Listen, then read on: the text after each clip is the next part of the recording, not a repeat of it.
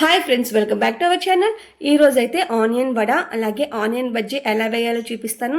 ఇది బయట రోడ్డు మీద అమ్ముతూ ఉంటారు కదా, సేమ్ అలాగే వస్తాయి. చాలా టేస్టీగా ఉంటాయి, లోపల మెత్తగా అలాగే బయట క్రిస్పీగా చాలా రుచిగా ఉంటాయి. వేడివేడిగా తింటే భలే ఉంటుంది. ఫస్ట్ దీని ప్రాసెస్ చూద్దాం రండి.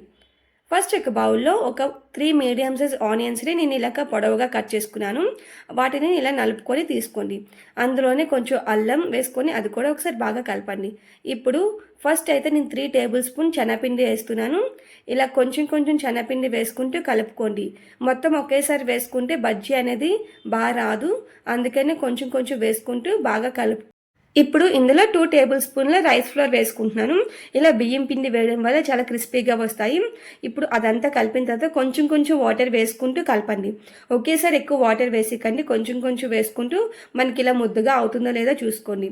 ఇప్పుడు అందులోనే కొంచెం జీలకర్ర అలాగే కొంచెం వాము కూడా వేసుకోండి. ఇప్పుడు అందులో కొంచెం ఒక చిటికెడు వంట సోడా కూడా వేసుకొని అందులో కొంచెం పసుపు అలాగే ఒక చిన్న కొంచెం కారం ప్లేస్లో మీరు పచ్చిమిర్చిని యాడ్ చేసుకోవచ్చు. అందులోనే చాట్ మసాలా, గరం మసాలా అలాగే మీ టేస్ట్కి తగ్గట్టు ఉప్పు వేసుకుని అవి కూడా ఒకసారి బాగా కలపండి.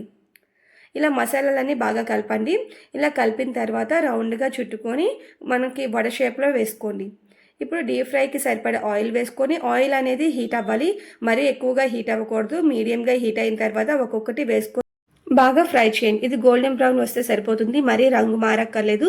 ఎందుకంటే ఇవి చల్లారిన తర్వాత కలర్ చేంజ్ అవుతాయి కాబట్టి. ఇప్పుడు టిష్యూ ఉన్న పేపర్లో తీసుకోండి. ఇప్పుడు ఇంకా మిగిలిపోయిన ముద్ద ఉంటుంది కదా, దాన్ని ఆనియన్ బజ్జీలా వేసుకుంటున్నాను. ఇవి కూడా వేసిన వెంటనే కదపకూడదు, కొంచెం సేపు ఉన్న తర్వాత ఒకసారి బాగా ఫ్రై చేయండి. ఇవి కూడా గోల్డెన్ బ్రౌన్ వచ్చేంత వరకు బాగా ఫ్రై చేసి, అంటే ఉల్లిపాయ అనేది బేగా మాడిపోతుంది, దానికని మనం మీడియం ఫ్లేమ్లో పెట్టుకొని బాగా ఫ్రై చేసుకొని సైడ్కి తీసుకోండి.